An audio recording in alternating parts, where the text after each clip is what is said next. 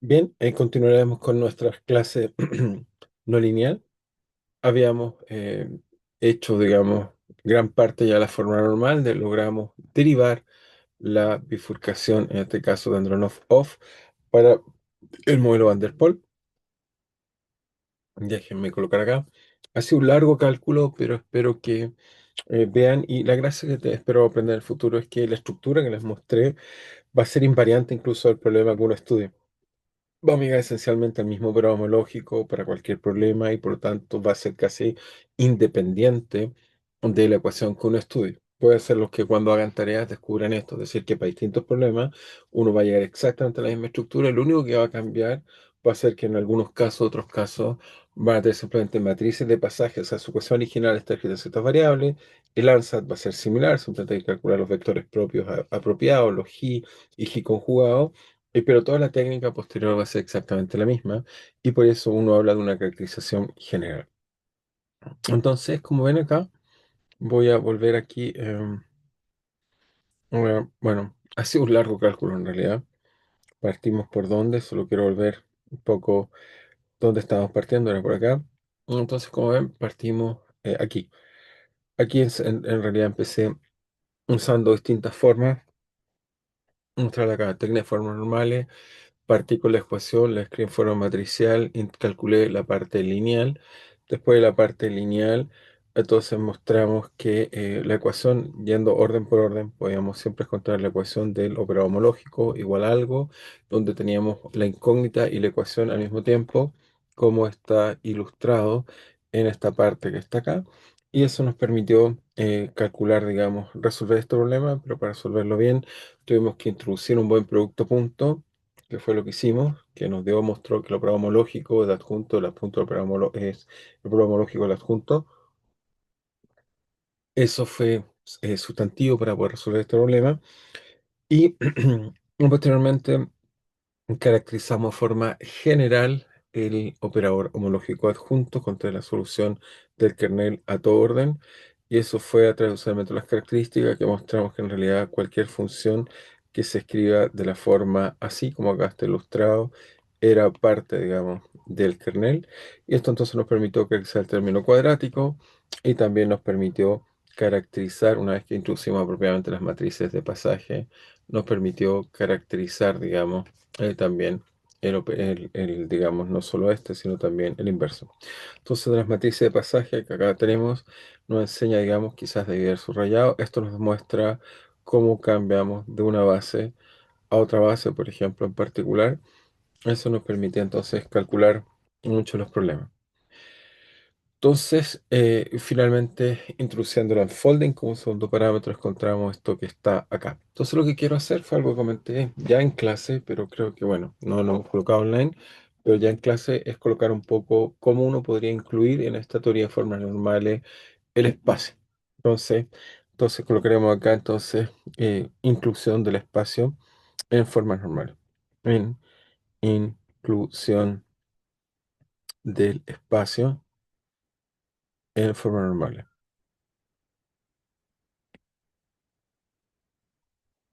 Entonces, la idea esencial es que uno vamos a tomar el mismo sistema físico, hemos estado estudiando esta cosa, lo hemos estado representando, si quieren, por un oscilador nuestro oscilador tipo Van der Pol.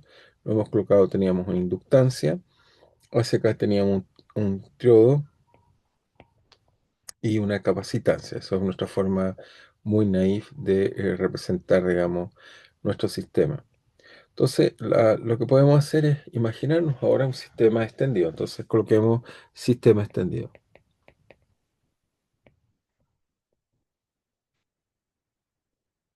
La idea de tener un sistema extendido es que nos imaginamos que, por ejemplo, si colocáramos algo así como una capacitancia aquí, colocamos nuestro sistema y esta es lo voy a dibujar, digamos, una forma un poco más. Colocamos nuestra inductancia mutua, o sea, nuestra autoinductancia, y imagínense acá colocamos, voy a representarlo un elemento que solo también es inductivo, pero es inducción mutua, con el cual voy a acoplar mi sistema, digamos, bueno, acá colocamos nuestro triodo, y acá colocamos otra inducción mutua, y colocamos el sistema así. Es decir, que por acá lo que me estoy imaginando es que este sistema que está acá, el sistema ahí, lo vuelvo a copiar, lo copiamos, lo colocamos acá. Y lo que estoy haciendo es que se imaginan, bueno, quizás me habría quedado mejor si hubiera colocado acá L y acá mutuo. Entonces, si acá es mutua, mutua y L, entonces acá es mutua L, ahí nos va a quedar mucho mejor. Fíjense que ahí nos queda mutua L. Entonces, la inductancia mutua, les recuerdo que lo que hace es que aquí se inducen campos magnéticos que induce que este circuito se acople con el que está acá. Y lo que hacemos de nuevo es volver a acoplar el circuito que está acá con otro que está acá. O sea, seguimos acoplando muchas veces el circuito, copiar, pegar, acá. Lo colocamos acá, pero para que nos quede bien, voy a hacer un poco más pequeño el sistema. Está un poco grande, entonces lo voy a hacer un poco más pequeño. Ahí, muy bien. Y ahora hacemos este también un poco más pequeño.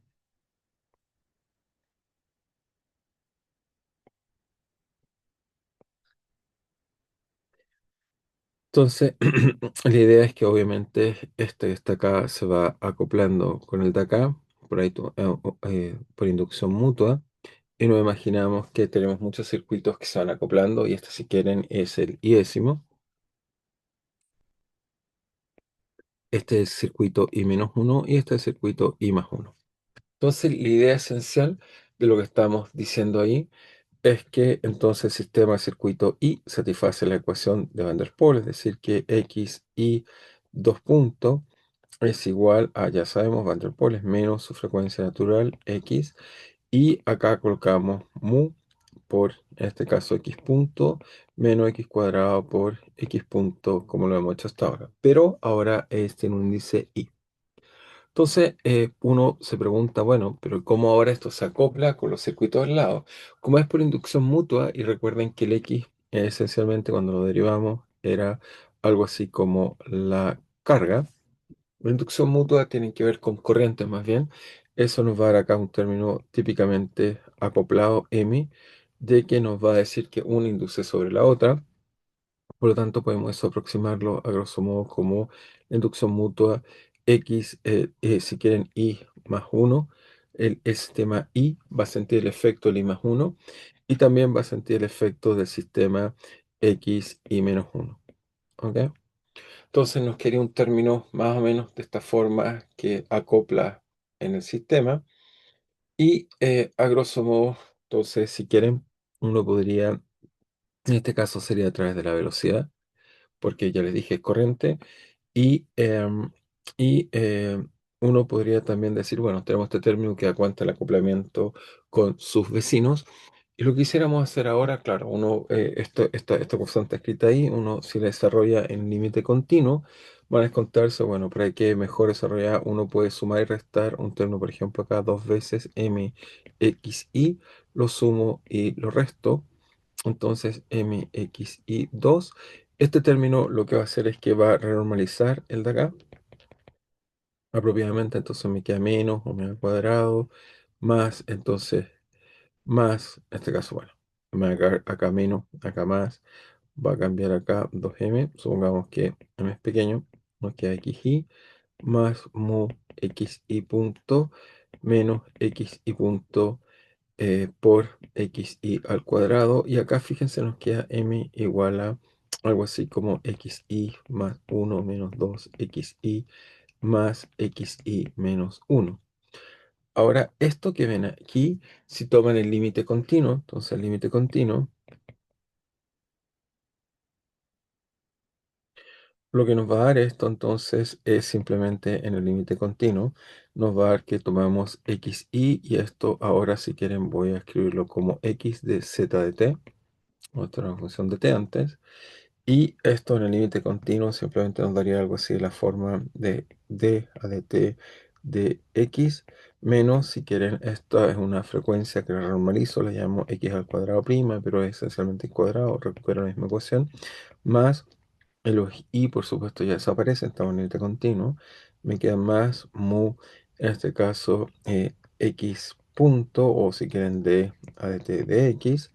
Me queda entonces eso por un lado, y por otro lado me queda menos x al cuadrado por dtx más, entonces el límite continuo, este término acá, nos va a dar un término de tipo disipativo, déjenme llamarlo, si quieren tomo algo así como, tomo m y lo escribo como d partido por un delta x al cuadrado, con eso puedo construir un laplaciano, entonces aquí nos quedaría d es igual simplemente d a de z de x, y contaríamos entonces, en este caso, fíjense, es la velocidad, así que me quedaría x punto, que en este lenguaje, entonces acá, perdón, acá olvidar que son puntos, así que colocar punto, ahí me equivoqué, es punto. Entonces, para construir esto acá, sí, aquí hay un pequeño error. Devolvámonos y chequeamos, hay que colocar punto, punto, y por lo tanto, este término sería más 2, es decir, que no nos renormalizaría la frecuencia. Entonces lo borramos acá, nos va a normalizar más bien el término de inyección. Veamos acá, entonces déjenme borrar acá. Este término seguiría siendo simplemente, no quería omega cuadrado, xy, y el que sí se nos renormalizaría el de acá, así que esto lo voy a volver a escribir con cuidado. Entonces este nos quedaría más mu, y acá nos quedaría más 2mxy. Así que el que se nos renormalizaría es este. Así que está bien. Es decir, perdón por el error. Y acá nos quedaría entonces que como uno espera, entonces esto tiene una derivada de a de t de x. Y efectivamente para una ecuación de segundo orden, uno va a descubrir que efectivamente un coeficiente de difusión quedaría más bien de esta forma. ¿Ok? Un coeficiente típicamente de difusión quedaría así. ¿Por qué? Porque si quieren, o la idea, este último término, hagamos una observación, observación. Este último término, ¿ok? Se me olvidó anotar, bueno, otra cosa.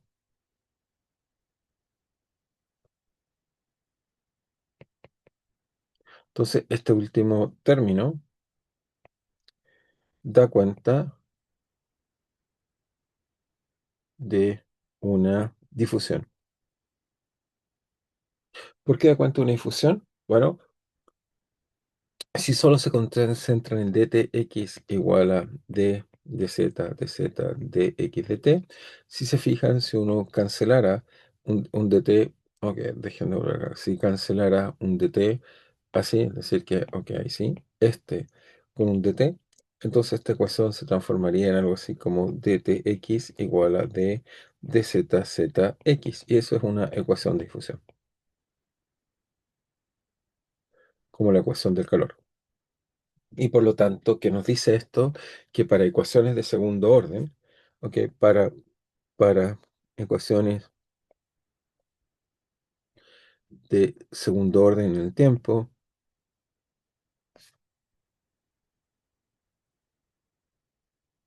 estamos hablando de ecuaciones parciales por sobre el segundo orden en el tiempo, la difusión se escribe así. Se escribe como dttx igual a d dxx dt dx. Ok, dz, perdón, no x, dz. dz, dz, dz, dx. ¿Ok? Así que nos queda esto como ecuación, digamos, para describir bien el sistema. Nos queda esa ecuación. Muy bien.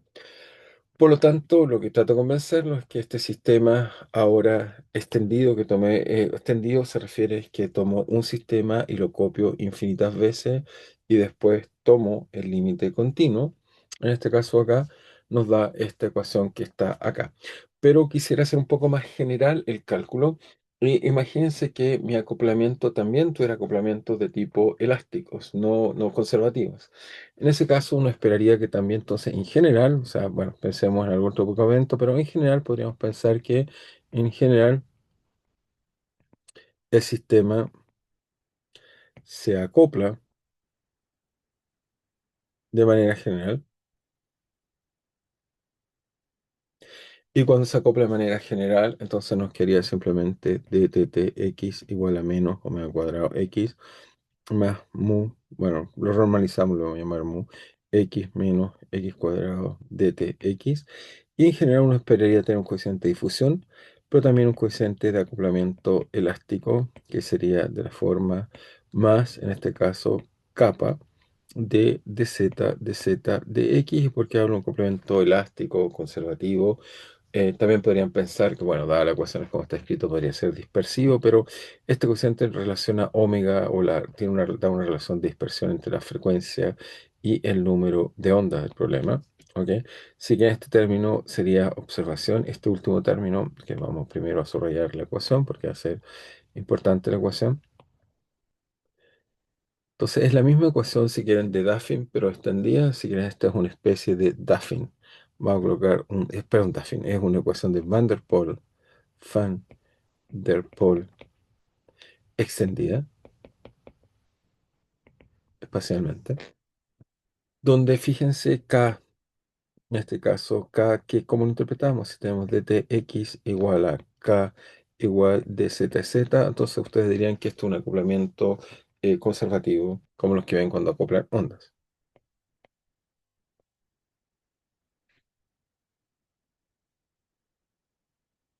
¿Ok? Este sí sería un acoplamiento usual de esos que llamamos conservativo. Muy bien.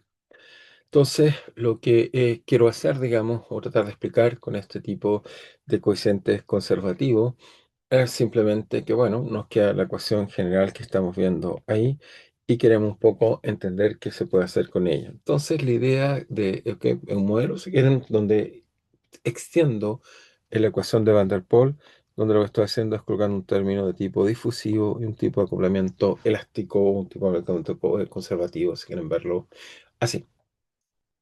Y lo que quiero hacer ahora es preguntarme cómo se modifica. La pregunta que quiero resolver es cómo se modifica la la ecuación de amplitud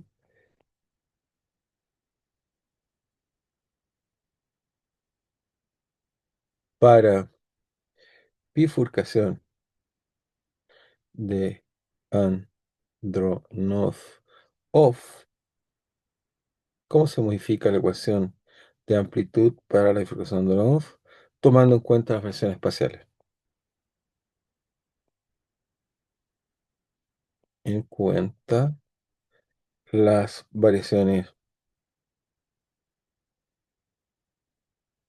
espaciales. ¿Ok? Entonces la idea es que volvemos a escribir la ecuación como la hemos estado escribiendo hasta ahora, es decir, que simplemente diríamos que esto es simplemente punto o de ADT de X y B. Tenemos nuestro operador L, que lo escribimos en esta base 0, 1 menos omega cuadrado 0 de XB, más ya teníamos la parte lineal, no lineal, que era la forma 0 menos X cuadrado B. Teníamos el unfolding, que era 0 mu b, que ya lo hemos usado, y ahora aparecería un nuevo término de la forma 0 derivada de z, z, de b, difusión, más habría unos términos proporcional a capa de z, z, x. ¿Ok? Tendríamos exactamente el mismo tipo de ecuación, solo que ahora la extendemos espacialmente en la otra dirección, en el espacio, perdón. Entonces, hasta ahora, cuando teníamos D igual a capa igual cero, sabíamos que haciendo un cambio de variable del tipo x, b, igual simplemente a más i más A conjugado, G conjugado, más términos no lineales cúbicos que no los calculé, pero bueno, en clase calculé algunos, pero simplemente motivarlos cómo se puede calcular, más un término también se puede calcular al orden 1, 1. Habíamos encontrado que la forma normal era simplemente se puede calcular. La forma normal es la forma DTA igual a, hemos mostrado que era mu medios más i omega a menos a cuadrado medios a. Entonces hasta ahí vamos bien, Pero ahora lo que queremos es tratar de, si x se vuelve una variable continua, o sea, x teníamos solo uno, x de t, ahora esto se vuelve x y se vuelve x de zt, uno esperaría entonces que la amplitud de t del punto i, el límite continuo, entonces también puede ser una función a de z de t. Entonces la pregunta es cómo poder incorporar ahora las variaciones espaciales en nuestra descripción teórica. Entonces, lo que vamos a hacer, y la idea es un poco, está entonces motivado, digamos, motivado por la transformada de Fourier.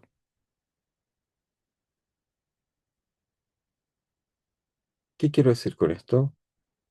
Es que motivado por la transformada de Fourier, por ejemplo, piensen si tienen una ecuación de la forma dtx, solo una más simple, de la forma d por d, en este caso zx. Si hacemos Fourier, entonces al aplicar Fourier, transformada de Fourier, lo que hacemos es que esto va a ser simplemente d a dt de x tilde, ya sea transformada en Fourier, de menos de k al cuadrado, k número onda, de, en este caso, x. Ujú. Y, y entonces, claro, esto es como un término lineal donde tenemos k, y lo que vamos a pensar en las formas normales en general es que si k es pequeño, k pequeño significa variaciones lentas en el espacio.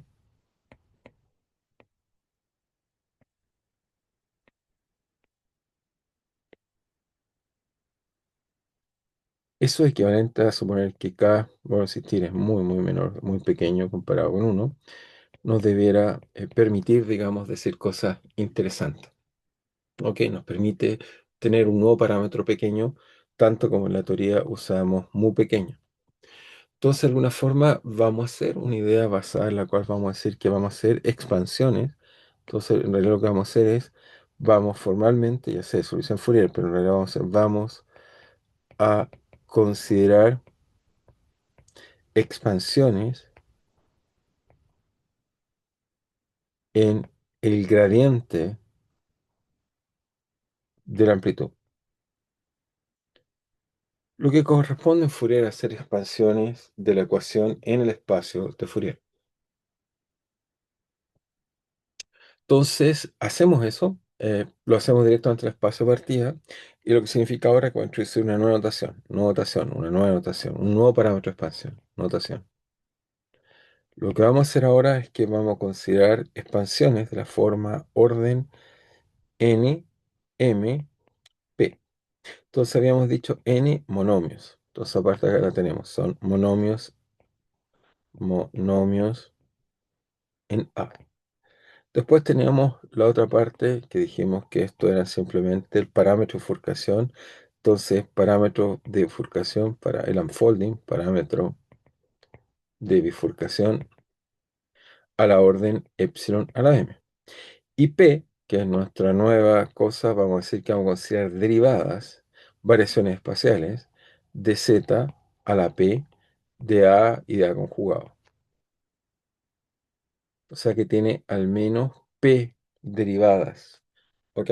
De A, que en este caso, bueno, derivadas, o sea, no del colocado de A, obviamente la derivada aplica de A, pero como es a la N, son derivadas, hay P derivadas que se aplican sobre el monomio orden A. Entonces, quizás lo más formal debería ser decirlo así.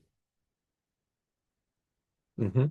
Esa es la forma, yo creo, más adecuada de presentar eso que estoy diciendo ahí. Entonces, la idea es tratar de calcular ahora cómo cambia la ecuación de amplitud con esto. Ahora, por simetría, por supuesto, como colocamos operaciones que respetan z en menos z, entonces esperaremos que los términos lineales no estén, así que partimos el tiro con un término cuadrático y veamos cómo nos queda la ecuación. Entonces, el término cuadrático sería de la siguiente forma. Entonces, vamos simplemente a buscar. Entonces, procedemos con el mismo método que hemos hecho hasta ahora. Procedemos buscando las primeras correcciones. Procedemos buscando correcciones cuadráticas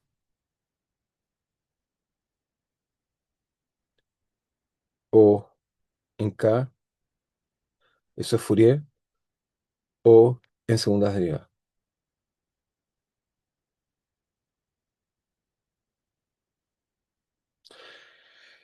Esto quiere decir que voy a buscar el cambio de variable al orden. Obviamente para el derivado tiene que ser menos lineal, sin parámetro de bifurcación y de orden 2, es decir, con dos derivadas.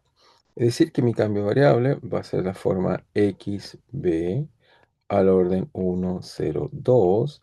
Va a ser igual siempre, vamos a ir escribiendo lo mismo, es a por j más a conjugado por j conjugado más, bueno, ya sabemos, están los términos cúbicos, que ya calculamos por ahí, están los términos del unfolding, que no los calculé, pero se pueden calcular, que es del orden 1, 1.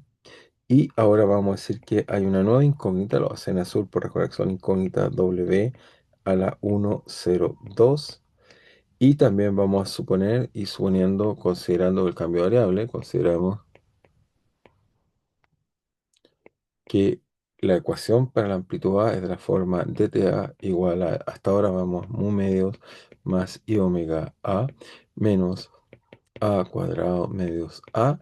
Y ahora voy a sumar un término que lo colgamos también en azul para enfatizar que es incógnita de la forma 1, 0, 2. Es decir, que van a ser términos que van a depender de derivadas de z y de A. ¿Ok? Eso es lo que queremos calcular entonces en el sistema. Ahí puse una coma por si acaso, el derivado de z, coma A, no es que sean de A, coma A. Muy bien. Entonces hacemos esta idea donde estas son incógnitas, tanto esta como esta son incógnitas. ¿Ok? ¿Y cómo procedemos? Bueno, de la misma forma, vamos a la ecuación y calculamos cuánto vale x b punto al orden 1, 0, 2. Y entonces eso nos diría, bueno, usando este cambio real está acá, sería simplemente tomar derivada de esto que está acá y guardar todos los términos 1, 0, 2. Entonces, de la derivada de esto que está acá, lo único que es de orden 0, 1, 2 es esto que está acá. Por lo tanto, nos queda inmediatamente es f1, 0, 2 aplicado sobre J más F conjugado 1, 0, 2. Ok, aplicado J conjugado, y eso no olvidar, eso simplemente es el término que estamos tomando de ETA al orden 1, 0, 2. Y el otro el complejo conjugado. Con respecto al W, la única forma que como depende de A, derivamos entonces con respecto a A y después le aplicamos el A, entonces de A de TA para que no nos cambie el orden. La única posibilidad que nos queda es que sea de la forma más, de nuevo, I omega de A de A, con el A acá, menos I omega A conjugado de A conjugado, y eso se aplica al elemento 1, 0, 2. ¿Ok? Ahora fíjense, estas derivadas que se las con cuidado son derivadas de A, de algo que a su vez depende de Laplaciano. Si piénsenlo en Fourier. Ya sé que es difícil porque inmediatamente esto es una especie de convolución, pero piensen que se pueden intercambiar estas derivadas de A y de Z de A en forma poco abstracta. Ya sé que esta vez sí requerimos una extracción mayor. Al otro lado de la ecuación, entonces nos queda L aplicado simplemente a W1, 0, 2 más los términos de orden 1, 0, 2. Pero los únicos términos de orden 0, 1, 2 son los que están acá. Entonces eso nos queda inmediatamente, formalmente nos queda que eso es más de dz z db más capa dz dz dx del vector 1 del vector 0, 1. Ya sabemos por las matrices de cambio de pasaje cuánto vale eso, así que al tiro lo notamos en la base correcta de nuestra discusión. Entonces, ¿cuál es la base correcta? La base correcta sabemos que entonces tomamos 0, 1, y esto vale, lo calculamos por acá, está anotado en algún lado, déjenme encontrarlo. Eh, ¿Dónde está? Acá, por aquí. Entonces tenemos esto que está acá y lo volvemos a usar. Entonces lo copio y nos llevamos esto que, bueno, lo hemos estado usando harto. Lo llevamos entonces hasta acá. Y esto nos dice entonces que, ok, que eso que está ahí es exactamente eso. Muy bien. Y le sacamos esta vez eso. Entonces, esto nos dice, ahora reconstruimos la ecuación usando esta propiedad que acabamos de escribir. Nos dice que escribir, digamos, esto, si lo reagrupamos, nos va a quedar el operador homológico de L aplicado a W102. Eso va a ser igual a F102 aplicado a J con signo menos, menos FJ conjugado 102 aplicado a J conjugado. Y el otro lado de la ecuación nos queda simplemente más este factor que está acá, más d por dz, z de v, pero que es v, no olvidar entonces v, lo sacamos de esto pero lineal, nos queda que esto es simplemente es d a de z de i omega a, ujú, menos el complejo conjugado, ¿ok? Y por otro lado nos queda K de z, de z, de x, pero x, recordar, es simplemente a más a conjugado, y todo esto multiplicado, ok, por el vector que vale menos i 2 omega de aquí, más i 2 omega de j conjugado. Muy bien, entonces tratemos un poco de ordenar aún más esto que está acá para entender qué es exactamente esto. Entonces esto es el operador homológico de L de W102 es igual a qué. Entonces ya esta parte acá sabemos bien los F, no tenemos problema, eso es 102 sin problema. Ok, J menos F conjugado de 102 de J conjugado. Y ahora, bueno, si destruimos un poco las derivadas, nos va a quedar entonces este paréntesis, nos va a quedar ¿de qué? Bueno, colocamos, nos va a quedar de i omega, de, en este caso, derivada de z de a, menos derivada de z de a conjugado, más capa de z, z de a, más de z, z de a conjugado, y esto multiplicado por el vector, en este caso que es simplemente i partido por 2 omega menos j más i j conjugado. Entonces tenemos que multiplicar esto y buscar apropiadamente los términos que son peligrosos. ¿Ok? Entonces hasta aquí va la ecuación. Entonces la volvemos a escribir. Y entonces cuando la escribimos nos queda, ok, L de adjunto aplicado al W102 igual a F102 con signo menos y J, y nos queda F conjugado 102, entonces de J conjugado. Y al otro lado, volvamos a ordenar un poco más las cosas. ¿Por qué? Porque tenemos que multiplicar esto para encontrar qué elementos van a ser peligrosos o no. Entonces, de la primera parte, fíjense que esto lo multiplicamos. Si quieren, voy a multiplicar esto, este término por este término, por esto, este término por esto y así. Entonces nos queda más. El primer término sería i omega d dz a por el vector, en este caso nos quedaría menos i partido por 2 omega j más i partido por 2 omega, le falta un 2 omega, de j conjugado. Ahora, el otro término es menos i omega de z a conjugado. Ujú. Y si quieren, al multiplicar esta vez puedo usar que hay unos i para que quede un poco más fácil, digamos. Empecemos quizás ya también a multiplicar un poco para que nos quede más fácil. Entonces veamos qué nos queda al multiplicar apropiadamente. Entonces, el d queda, tengo un i omega, con el omega de abajo me sale hacia afuera un medio. Ok, colocamos el un medio, sale un medio hacia afuera. Después el i con el menos i me queda más. I con i me queda más. El dividido por 2 por simplemente el vector j. Y el otro me queda exactamente lo mismo, pero tengo i con i, me queda menos j conjugado. Ujú. Entonces nos queda un poquito más bonita. El otro término anterior es igual, solo que en este caso acá estoy multiplicando y no olvidar que en este caso había un menos. que estaba acá, digamos. La única diferencia es que hay un menos que está acá. Eso quisiera decir que este por este da más, así que este por este multiplicado por este de acá me da menos con menos más y por i más. Entonces hay un signo cambiado ahí me equivoqué. Un signo menos global acá. Ujú. Muy bien. Y ahora me falta el otro, el subsiguiente. Entonces me queda ahora menos, voy a ir colocando y omega. Me queda menos, entonces, ¿qué cosa? K, capa. Ujú. De z, de z a. Ese signo puede ser más o menos, todavía no multiplicado. Y esto me queda simplemente multiplicado por esto que está acá. Me queda inmediatamente, si quieren, puedo sacar un i para afuera.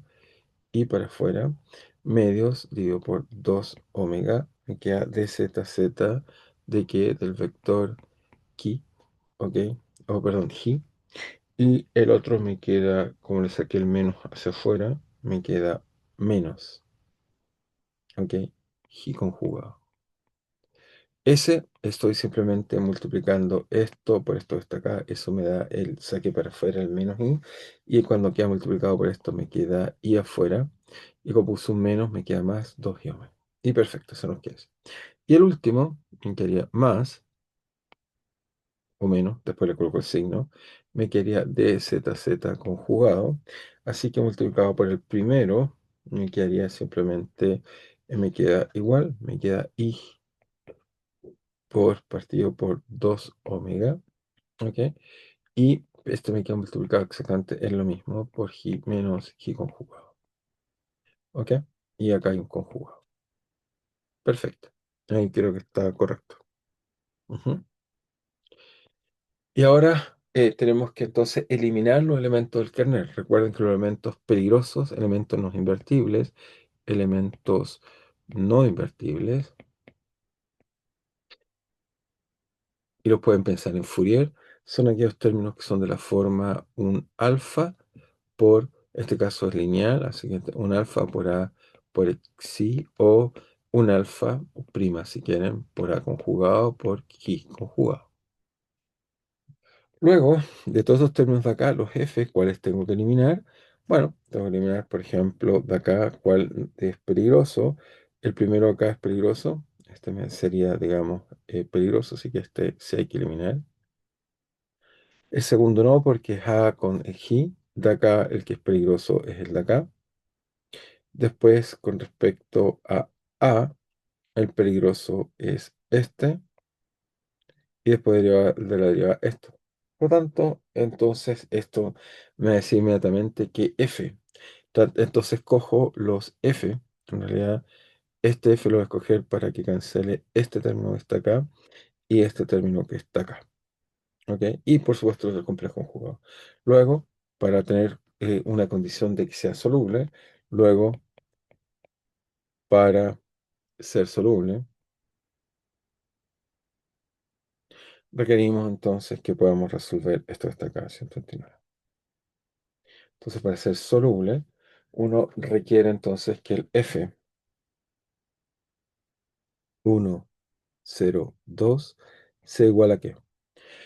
Entonces, el primer caso, vamos a insistir que nos va a dar exactamente eso, menos i por i nos da menos 1, aunque nos da más 1. Ujú. Entonces nos da i por menos i más 1, y lo que se cancela, nos queda simplemente que vale de medios, si no me equivoco, hay un medio, sí, de medios, por dz de z, z, a. Y el otro coeficiente nos queda imaginario, nos queda menos, ese es directo, nos lo escribía bien, es i capa medios por 2 omega. Este me queda multiplicado por dz, z, a. Y luego la forma normal,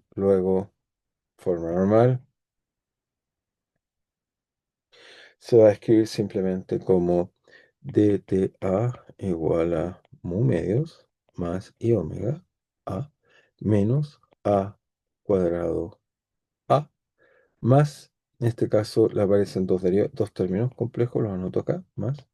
simplemente va a aparecer una forma de medios menos I K partido por 2 omega y todo esto por dz, entonces encontramos esta muy bonita ecuación, muy interesante ecuación, la vamos a subrayar,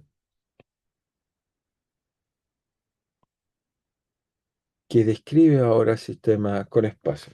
Entonces, si el coeficiente cúbico fuera completamente complejo, si nos faltó eso es porque en este caso nuestra disipación es solo real, no hay un acoplamiento cuadrático.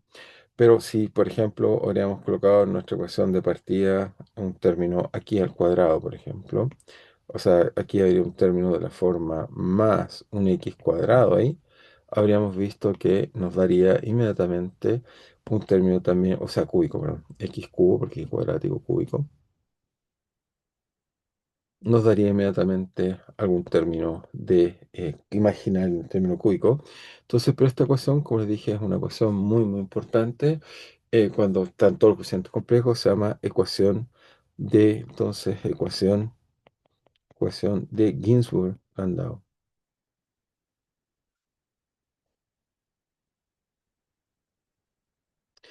Ecuación propuesta por primera vez para entender la superconductividad. ¿Ok?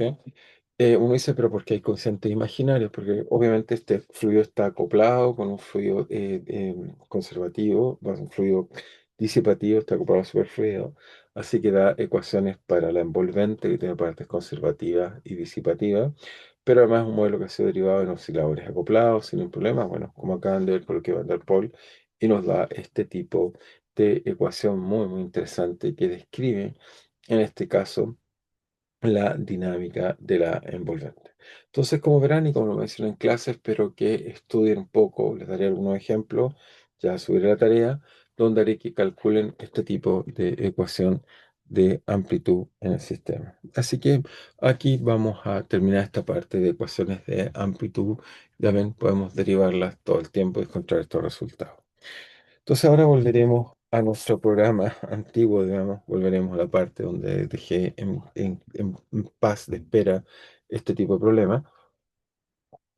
Y ahora permítame, digamos, volver a escribir simplemente, volver a estudiar un problema, volvemos a dos dimensiones donde encontramos que habían cosas interesantes como oscilación. Entonces, lo que quiero estudiar ahora es un poco cuáles son las inestabilidades generales de un sistema bidimensional. Entonces, la pregunta es, paramos aquí, entonces ahí termina nuestra forma normal. Y ahora la pregunta es, ¿cuál, a dos variables, cuál es los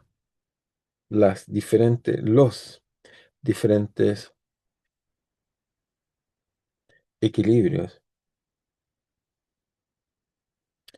que tienen los sistemas bidimensionales? Entonces, ¿cuál es la idea? La idea es un poco siguiendo una idea que también después usará Turing, es que me escribo simplemente el sistema bidimensional más general. Si escribo x, y punto, esto en teoría debería ser una matriz de la forma A, B, C, D en X, Y. ¿Y qué quiero hacer con eso? Que en función de la teoría lineal, por supuesto en términos lineales, pero en función de la teoría lineal, quiero clasificar en distintos tipos de equilibrio. Entonces la idea es usando equilibrio o usando teoría lineal,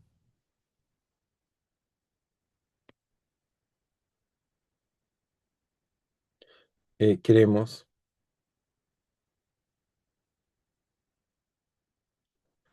caracterizar los diferentes equilibrios.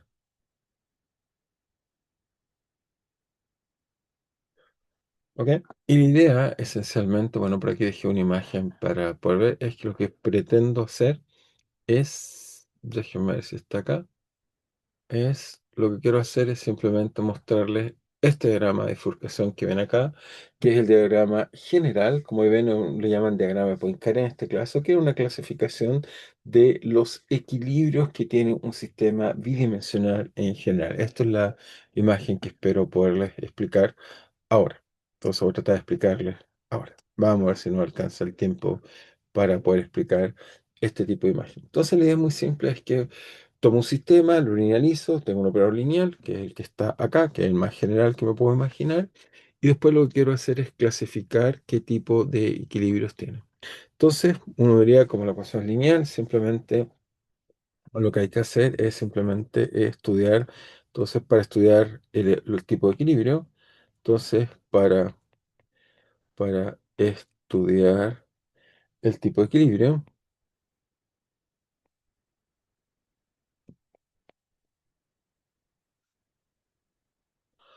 usamos el siguiente ansatz, usamos el ansatz de simplemente modos propios. Y así como estudiamos las ecuaciones lineales. Es decir, vamos buscando, tomamos x, y, buscamos una solución de la forma exponencial de lambda t por un vector x0, y0 y tratamos de entender un poco cómo es la evolución de este sistema. Ujú. Tratamos de entenderlo un poco mejor cuál es la evolución de este sistema.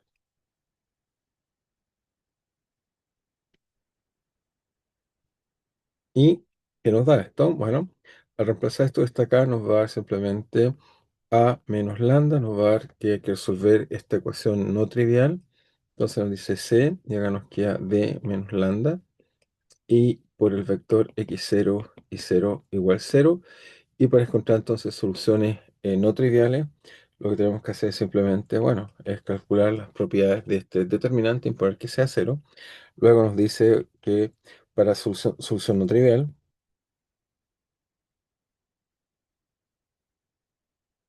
entonces encontramos que la solución es de la forma a menos lambda por d menos lambda por menos c por b igual a 0.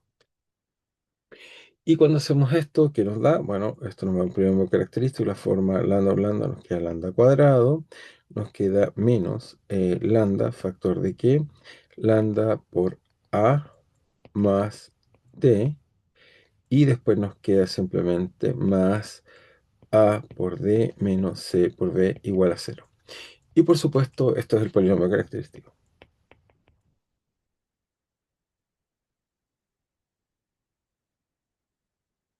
¿Ok? Y lo que queremos hacer entonces es, en este caso de polinomio característico, es simplemente lo que vamos a hacer es reconocer algunas cosas. Por ejemplo, a más b, que lo que es, esto es lo que llamamos la traza.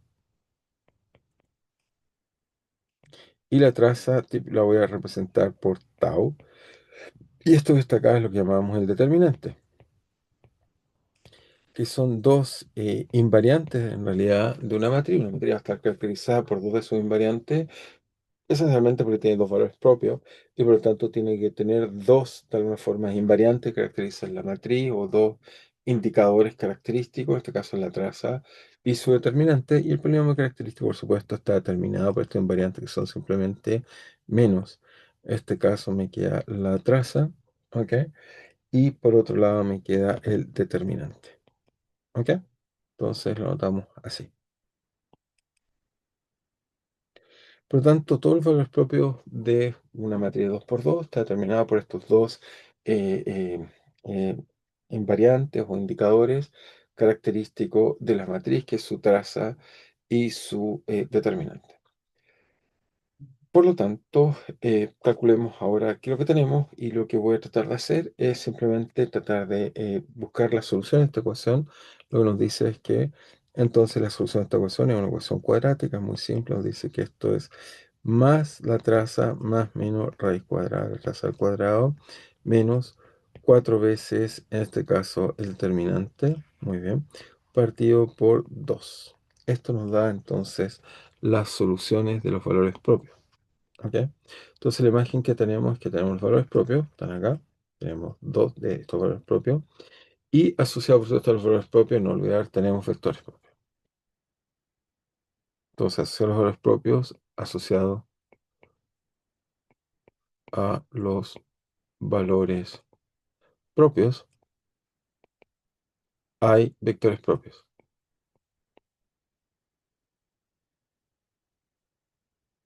Muy bien. Entonces, como ven, el problema está completamente caracterizado por un plano que, como vieron, fue el que mostré. Simplemente vamos a hacerlo acá. Entonces uno tiene por un lado, va a usar típicamente el determinante en el eje vertical, para usar la misma notación que aparece, que mostré en pantalla, el determinante, y en el eje horizontal colocamos la traza. Y la gracia que en este espacio determinante y traza deberías encontrar todos los posibles equilibrios que hay en dos dimensiones. ¿Ok? Entonces nos damos un equilibrio. Y en este caso, por supuesto, no estamos buscando zero limit, estamos pensando que tomamos un sistema, un equilibrio y linealizamos en torno a él y nos da una matriz lineal y por lo tanto nos daría los equilibrios.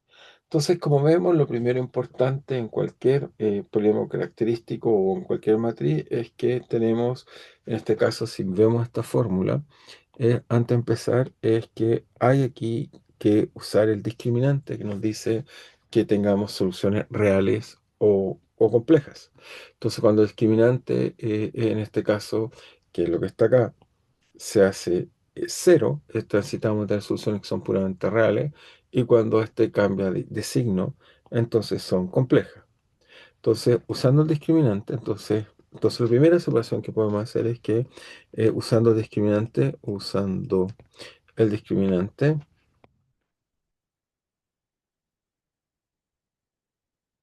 podemos separar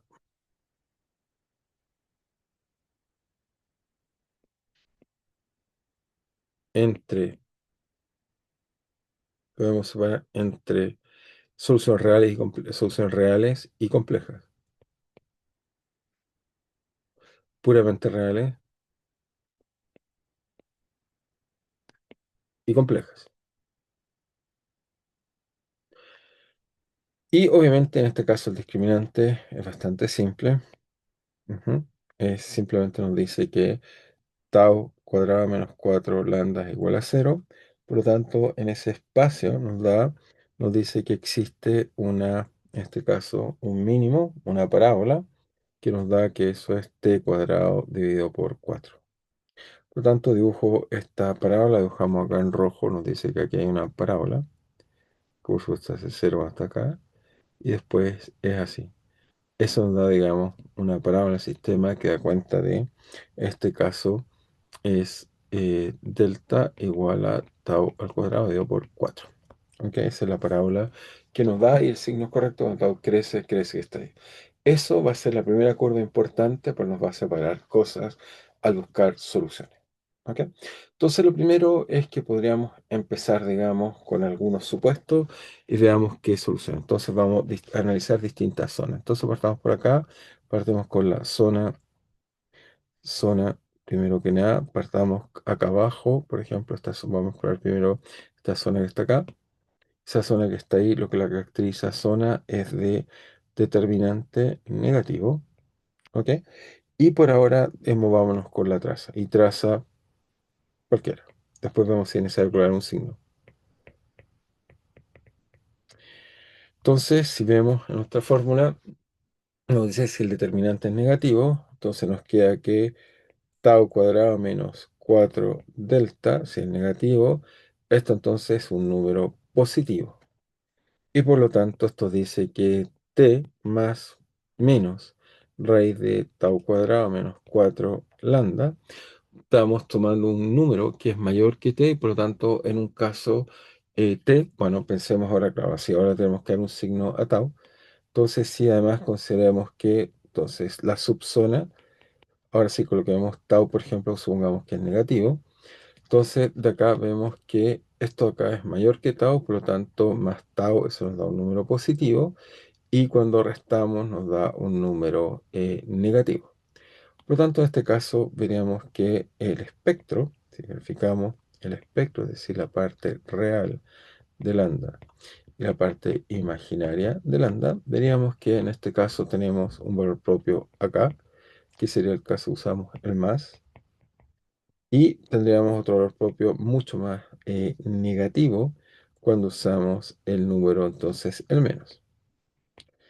¿Esto qué significa? Bueno, primero que significa que si el espectro es así, lo primero que dice en esta región, la primera observación decir, deberíamos decir observación, significa solución estable. ¿Por qué? Porque sus dos valores propios son negativos. Solución estable con, con entonces diríamos, ¿cómo diríamos esto? Con eh, un, eh, un valor propio con una mayor atracción, con una fuerte atracción, con un valor propio fuertemente atractivo.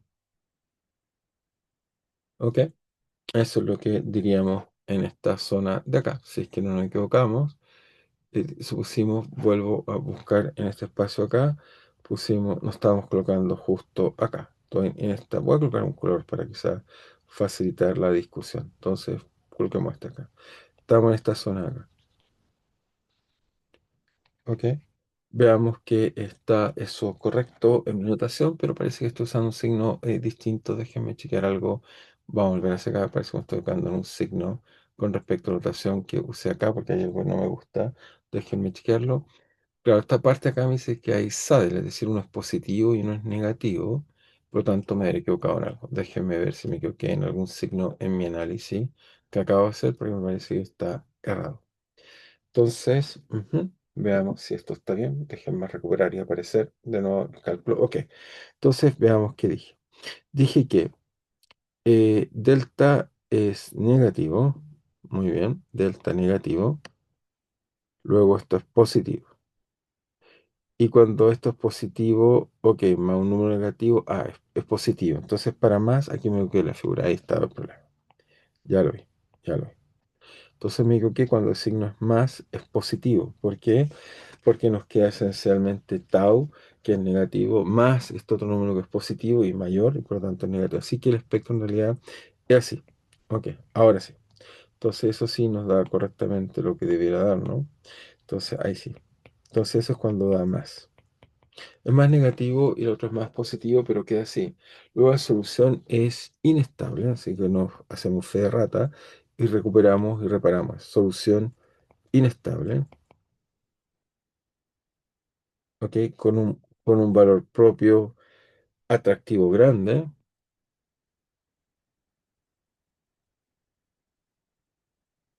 y uno repulsivo pequeño.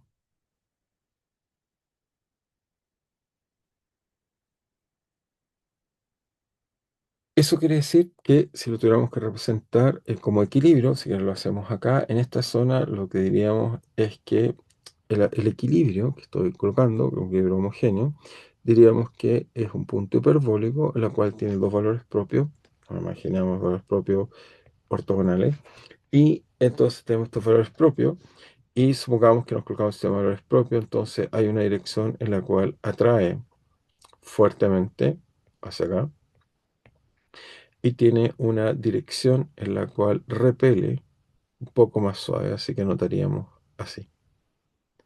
Eso nos daría los valores propios o nos daría una estructura en esta zona más o menos así. Sería así. Aquí sería atrae muy fuerte, así. Así, entonces aquí tendríamos lo que llamaríamos un punto hiperbólico.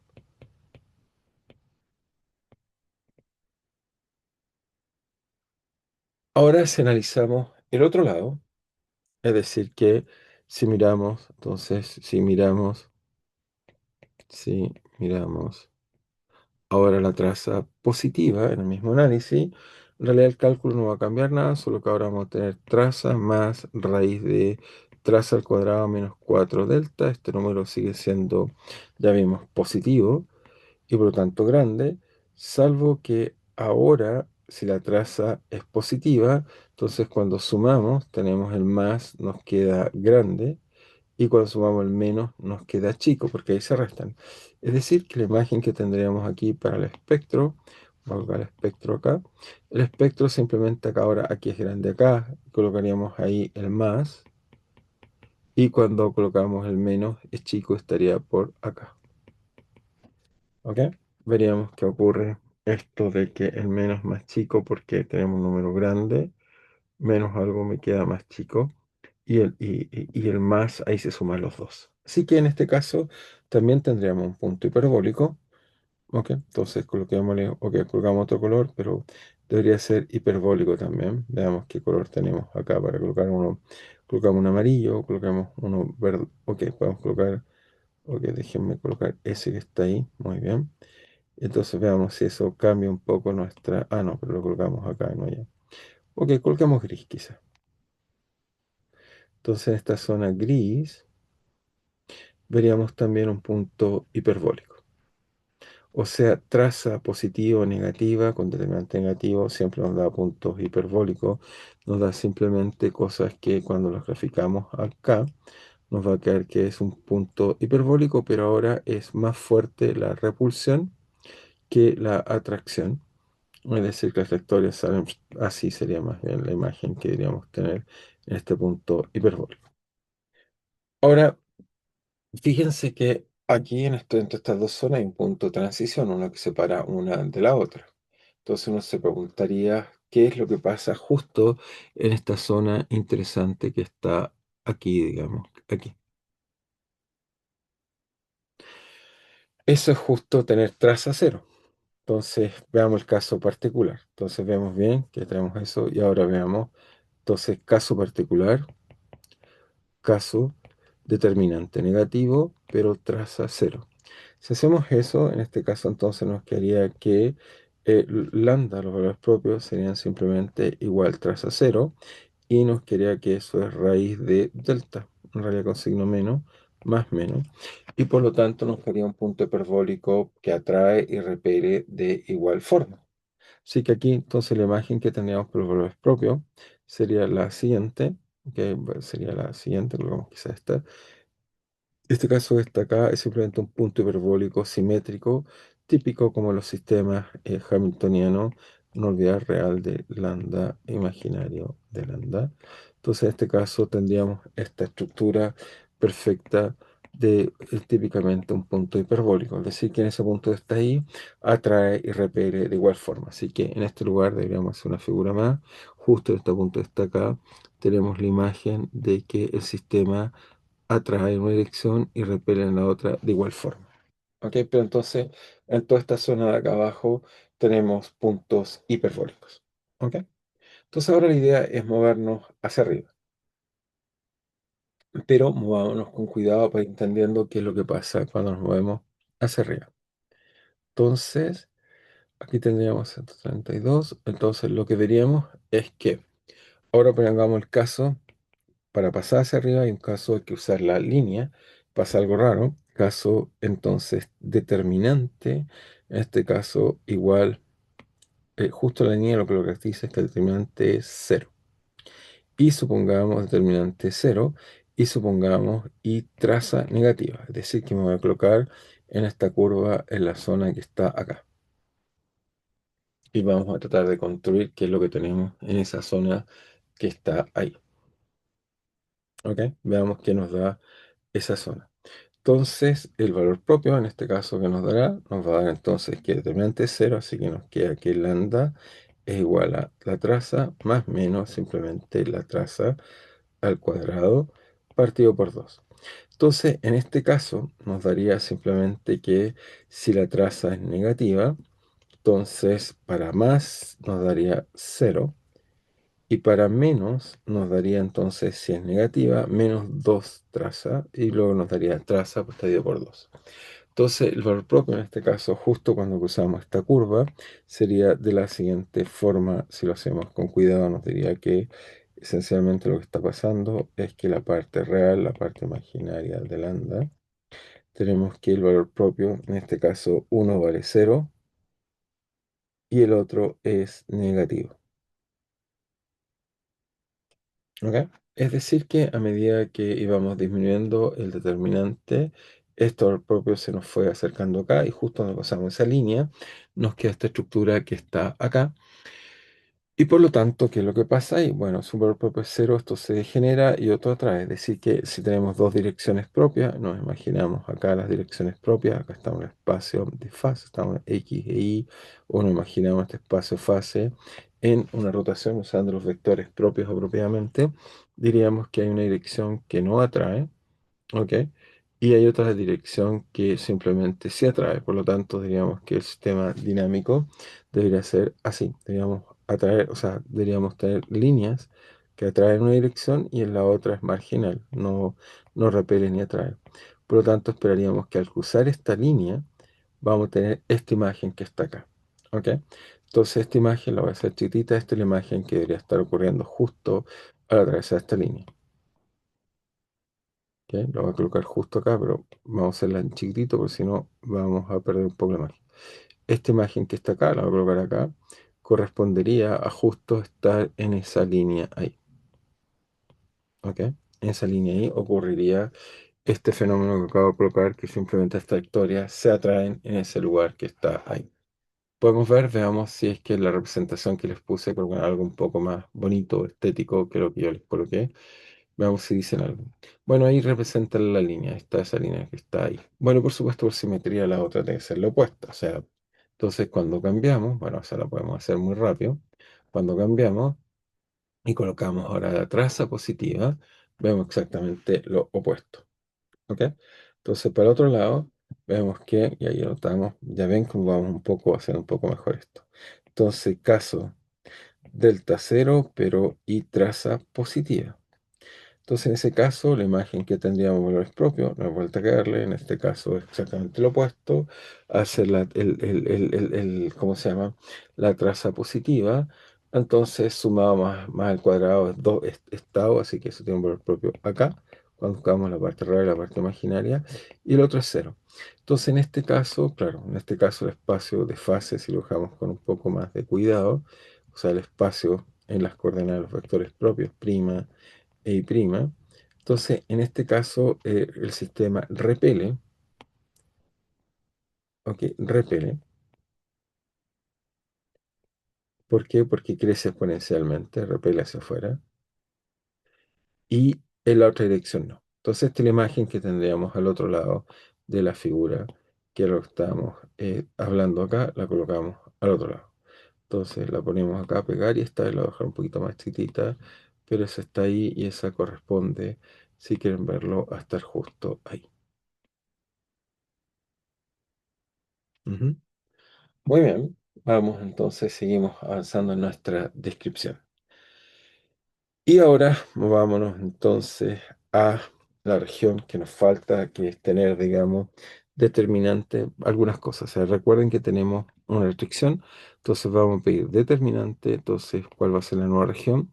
Determinante positivo, muy bien, pero el determinante satisface la relación que, recuerden que la relación crítica que era tau al cuadrado partido por 4. Eso nos da esto, y la región que quiero explorar ahora en realidad es esta que está acá. Esta es la región que quiero explorar. Entonces déjenme ver si tenemos un rojo un poco más suave. Ok, un poco más suave por ahí. Veamos, ese no está muy suave en realidad. Déjenme mover por aquí. No, este es el rojo más suave que tenemos este. Ok, está bien, coloquemos esto. Entonces, si colocamos esto, nos vamos, quiero moverme en esta zona que está acá. Entonces, en esta zona que está acá, es que veamos qué es lo que pasa en esa zona que está ahí. Entonces, en esa zona tenemos esto que tenemos acá, y por lo tanto estamos pidiendo que esto sea menor, no igual, menor. Delta tiene que estar por debajo de esta curva.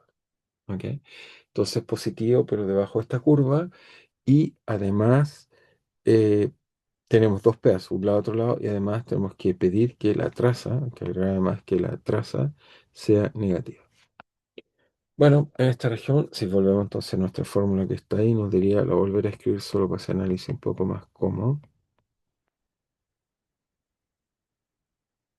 Nos diría que, ok, primero que nada, la traza está en la región que esto se cumple y por lo tanto es real. O sea, multiplicado por 4 nos queda que tau es mayor, así que eso es real. Esta parte aquí es real.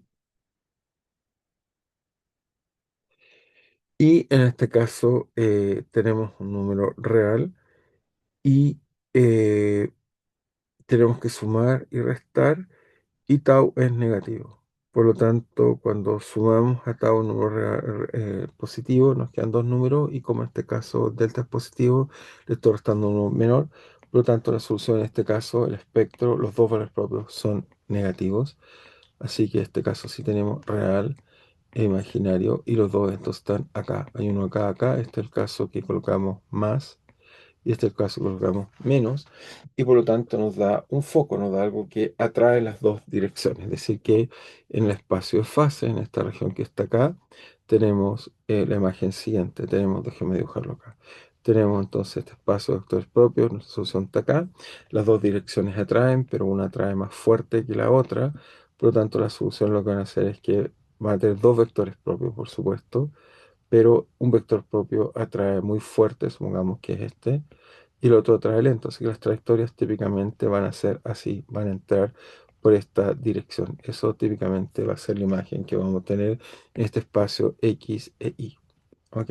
Va a ser lo que llamamos simplemente un foco. ¿Ok? O también, bueno, se le llama foco, o también se le suele decir foco en este caso, o nodo estable. Es decir, tengo dos valores propios, hay uno más dominante que otro, dos vectores propios, hay uno acá y otro acá, y el que decae fuerte es este que está acá. Entonces, ese es el que estamos marcando así, perdón, ese es el que estamos marcando así, y el otro es más suave, digamos, decae un poco más pequeño. Sería así. Entonces, en esta zona de acá tenemos nodos estables y voy a dibujar cómo sería, digamos, en el espacio. Las trayectorias serían así. Aquí simplemente tendríamos direcciones en las cuales el sistema, insisto, la imagen es que tenemos dos vectores propios, así, y este atrae muy fuerte comparado al otro. Y entonces lo que hace eso es que las trayectorias entonces son de la forma siguiente. Viene acá una condición inicial, decae muy fuerte acá, en esta dirección decae fuerte, por lo tanto entra por acá. Así que las trayectorias típicamente son como la acabo de colocar acá, y esto llamamos un nodo estable. Así que tenemos ahí un nodo estable en el sistema. Pero aún tenemos más cosas que decir, digamos. O sea, uno tiene, bueno, voy a pintar el simétrico hasta acá, ese, ¿por qué no? Acá tengo uno simétrico. Ahora en esta parte acá es casi el mismo análisis, salvo que en este caso vamos a tener, digamos, nodos inestables, porque por simetría tiene que ser igual. Entonces, este caso es un nodo inestable. ¿Cuál es la diferencia? Que sea inestable en este caso es simplemente que, fíjense, si volvemos acá y hacemos la misma analogía, es decir, entonces todo no estable, si colocamos ahora delta positivo, pero menor que tau a la 4, pero ahora colocamos pero y colocamos la condición que la traza en este caso es positiva, de esta fórmula que está ahí vamos a concluir inmediatamente más menos raíz de entonces tau cuadrado menos 4 tan partido por 2. Ya sabemos que la parte de la raíz es real, esa parte no ha cambiado, sigue siendo real.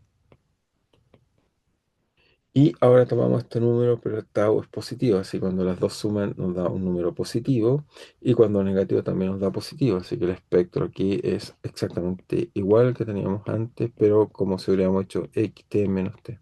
Nos queda real e imaginaria. Y por tanto, en esta zona de acá, lo que esperamos es que la imagen, digamos, un poco más compleja sea de la siguiente forma. O sea, va a ser algo así, el espacio fácil tenemos así. Y ahora las trayectorias hacen lo mismo, tienen dos direcciones. Hay una que repele más fuerte que la otra.